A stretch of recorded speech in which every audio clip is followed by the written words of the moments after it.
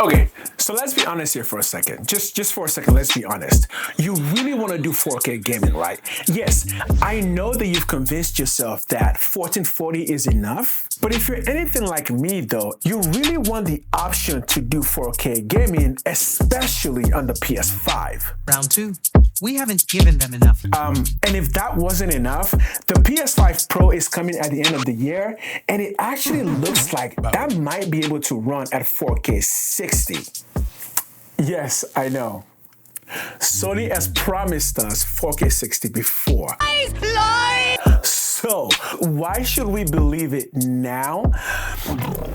I don't have a good answer for you, honestly. Look, all I can say is this. There is very good indication from reports from people like Tom Warren that suggest that Sony is already telling developers to get ready for 4K 60 for sure. So, this video is going to assume that a 4K 60 PS5 Pro is underway. But if 4K 60 doesn't come, I guess thanks for watching. But look, here's the thing. Even if the PS5 Pro doesn't run 4K 60 consistently, 4K 60 is still the future. So because of that, it is imperative that you watch videos like this to tell you if a particular 4K monitor is a good upgrade for yourself or for your kids. So here's the question. Will this budget 4K monitor perform better than a budget 1440 monitor in the same price range? Before we get started, you may find this shocking, but this is actually my first time gaming on a 4K monitor. Like most people, 4K monitors have just been too freaking expensive to even give it a shot. So honestly, I'm really excited about this, and this video is probably going to convince me to try out other 4K gaming monitors. Let's find out. Before we do though, please subscribe to the channel if you haven't done so already. We are currently on our way to hitting 1,000 subscribers as well as reaching our watch time goals. So if you enjoy the content, subscribe to the channel and please watch the video to the end. Thank you very much. This monitor is one of the ugliest monitors I've ever seen. Ever. There's nothing special about it. It comes with one HDMI slot, one display port, and one USB Type-C. The IPS panel itself has no finish on it, so your fingerprints show up on it constantly. Pretty much the only advice that I would give you here is just to set it up, clean the screen, and never touch it ever again, because as soon as the screen goes off, you will see every single fingerprint on the screen. Luckily, once the screen is on though, you won't see any fingerprints unless you specifically look for it. And this next point that I'm going to make is honestly really shocking to me. So the monitor does come compatible with VESA mounting, but when I opened the box, there were no screws for the VESA mount at all. So I had to order separate screws on Amazon just to get it mounted. So once again, this is not a good looking monitor. This monitor is the perfect example of it's what's inside that counts. So what exactly is inside this monitor? As I said before, this monitor is IPS, even though it doesn't look good at all unless the monitor is on. But once the monitor comes on, the IPS combined with the HDR actually makes this a really good screen. Yes, this monitor is HDR compatible, and as soon as I plugged it in, Windows 11 automatically recognized the certification right away. But as an added bonus tip, you should download the Windows app HDR Collaboration if you want to get the best possible HDR settings for your monitor. That's of course assuming you're going to use this monitor on your PC. But as I said before, this is specifically for my PS5 and not for my gaming PC, because this monitor only comes with 60 Hz. And when it comes to gaming PC, where I mostly play my FPS games, I prefer a higher frame rate. And for you crazy enthusiasts out there like me who like to fiddle with everything, I know what you're thinking, but does the monitor give us options for settings? No, it doesn't. Well, actually it does. It gives you one option, HDR on or HDR off. That's it. You cannot be serious. But here's the thing. The best thing about this monitor is what it's meant to do. It's a monitor that is specifically meant for people to buy and not really have to fiddle with, because it just does the one thing really well, which is give you really good quality picture with HDR for 60 FPS gaming at 4K. But haha, here we are.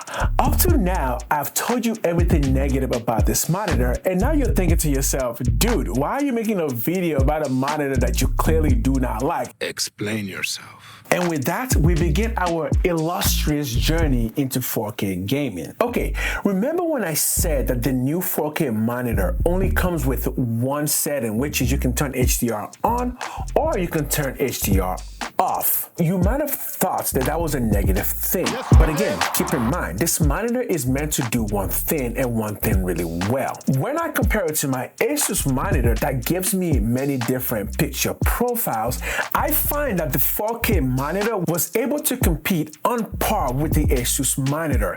Now here's where it gets a little bit tricky, because I'm not going to tell you that it was better than the Asus monitor, because the truth is it really wasn't. Because the Asus monitor gives so much options, it's easy to find a setting that looks better than the 4K monitor. However, remember the big catch. The 4K monitor does not require messing with the settings at all to get great picture quality. So again, this monitor is best for people who are trying to get into 4K without the desire to really fiddle with the monitor to figure out what the best setting would be. The 4K monitor just comes with one setting, and that one setting does the job very well. And it does so at a cheaper price than the Asus monitor. So once again, for the price value, the 4K monitor, I believe, proved itself quite well. For example, this image of Taylor Swift, I adjusted the Asus monitor to be cinematic because I found that when it comes to the Asus monitor, the cinematic mode brings out the best colors and the best contrast.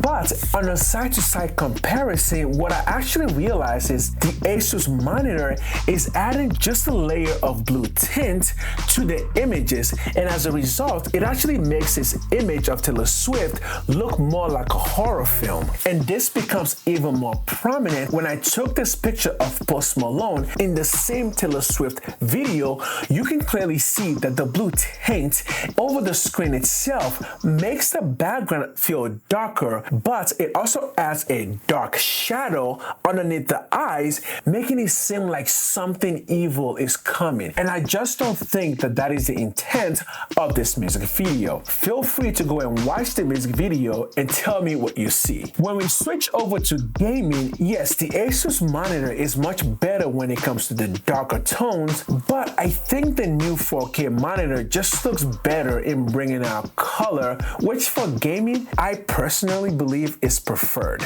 And lastly, in this image of Kendrick Lamar, you can clearly see that color coming in because the red that Kendrick Lamar is wearing is much more prominent in the 4K monitor over the Asus monitor. But that's not all. If you look at the image of the faces, you can actually see that the faces have just a little bit more light, whereas in the Asus monitor, it's darker. And you can clearly tell where the difference is when you look at the lamp right behind Kendrick Lamar. And finally, when I turn over to this image, again, the 4K monitor with HDR is putting a lot more color on the bird. But here's where things get interesting again. In this particular image, the Asus monitor, I believe, actually looks more realistic, because based on other images of this particular bird, I believe that the 4K monitor is adding a lot more red. So my conclusion through my testing is that when it comes to gaming, the 4K monitor is better, but in other things, it doesn't really perform very well because it simply doesn't add enough shadows. Let me say this one more time. This is a $250 monitor, or $300 Canadian, that is meant to do 4K with HDR. And so if you purchase it specifically for gaming on your PS5, I believe the results is better than what I was getting with my Asus monitor. But that is not to say there are no better options options for 4K monitors because there are. It just so happens that this is the cheapest one out there. So before this video ends, let's not lose focus of what the purpose of this video was. That is to test out a cheap 4K monitor and to see if it is a good enough option for those out there who want to try 4K gaming but are not willing to pay $1,000 for a premium 4K monitor. So yes, if you want a monitor with really good docks as well as HDR, this is not the monitor for you, and you are better off going to something with OLED. But if you are looking for a cheap 4K monitor for yourself or as a gift to a nephew or a niece, then yes, this monitor is really good entry level for 4K gaming, specifically on the PS5. My hope is that soon I will be able to get into an OLED monitor and test that out for gaming. But until then, thank you for watching.